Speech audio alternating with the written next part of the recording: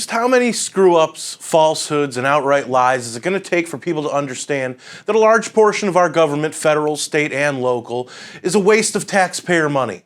I come out here week after week after week and try to convey to the few of you that are actually allowed to see this that the government is not on your side. Hasn't been for a long time. But the average person just goes along to get along because it's easier to do than the alternative. Remember Afghanistan? You know, the extreme screw-up filled with falsehoods and outright lies that gave us 13 dead U.S. Marines and the 100 to 200 Americans left in that hole. Well, as usual, the government underreported the number of Americans left in Afghanistan, which leaves the question, are they liars, simply incompetent, or incompetent liars? Thanks for joining me for another edition of Things That Need to Be Said for MRC-TV. I'm Nick Kangadis. Really quick, please don't forget to subscribe to our channel on Rumble. Seems to be the only place for things that need to be said. Now, on with the show.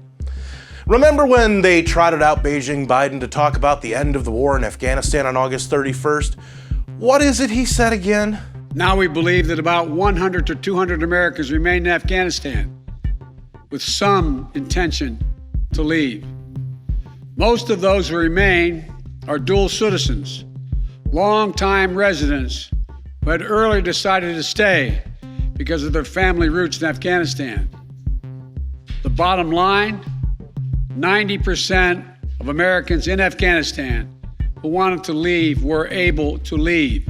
Now, my problem is not that he said there's no deadline to get them out. That's actually a good thing.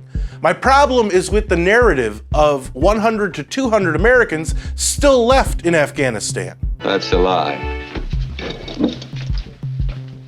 That's a what? I said that's a lie. Why was it a lie? Or, if I'm being nice, incompetence? Because the Pentagon reported on Tuesday that 439 American citizens are still in Afghanistan. That's right, as of Tuesday, October 26th, almost 2 months after Beijing Biden told us that they believe that there were only 100 to 200 Americans still there. Oklahoma Senator Jim Inhofe said that the Biden regime, quote, has already withdrawn 234 and is in contact with 363 others, 176 of whom want to leave, unquote.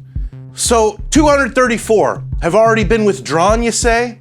Now, I'm not a math scholar or anything, but methinks that 234 is already more than 100 to 200. Please fact check me on that. Oh, and there's reportedly 176 more that want to leave, which, if my abacus serves me correctly, comes out to a total of 410. That more than doubles the number Beijing Biden was told to tell the rest of us. 100 to 200 Americans remain in Afghanistan. But they're supposedly official numbers that have come from the Undersecretary of Defense for Policy, Colin Kahl.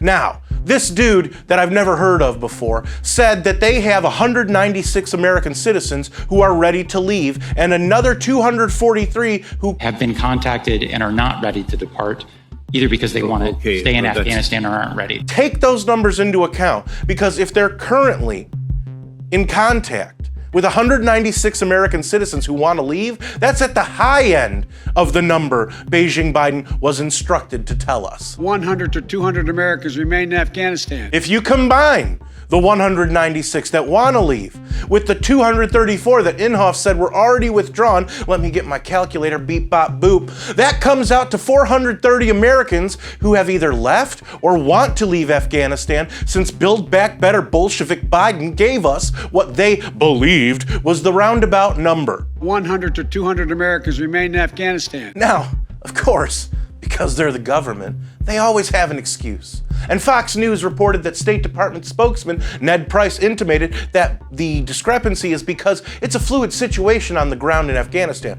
And while that's true, all situations of that nature are fluid and constantly changing. And it just shows the incompetence of the current regime in this country that they didn't account for that.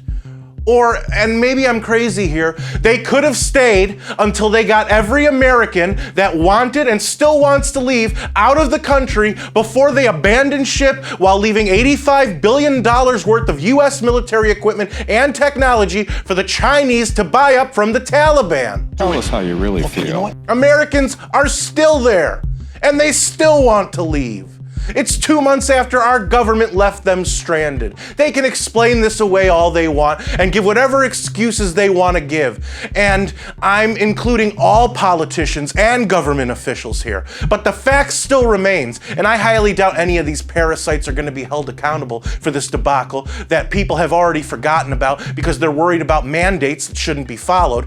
They left Americans in a hostile country surrounded by terrorists. And they either lied or were incompetent about how many Americans were left there in order to placate the easily led American public by downplaying the severity of the situation so their narratives held up.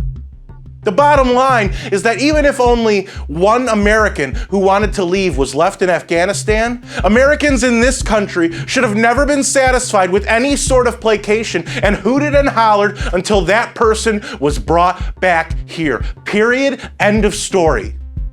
Stop believing these people. Stop believing the government, and stop believing the establishment media who only exist to hold the government's jock. Don't comply with any of their narratives anymore. So, what do all of you think out there? I know these were things that needed to be said, but I want your take. So leave a comment below where I do read most and reply to some. And don't forget to subscribe to our channel on Rumble. If you like this video, don't forget to share, comment, and give it a thumbs up. Those are the best ways to help these videos reach more people, and it's the best way to let us know you want us to keep these videos coming. Subscribe to our channel and hit that notification bell so that YouTube might actually let you know when MRC-TV comes out with a new video if they haven't censored it or taken it down yet. Like us on Facebook and check out more of our work at MRCTV.org. For MRC-TV, I'm Nick Kangadis.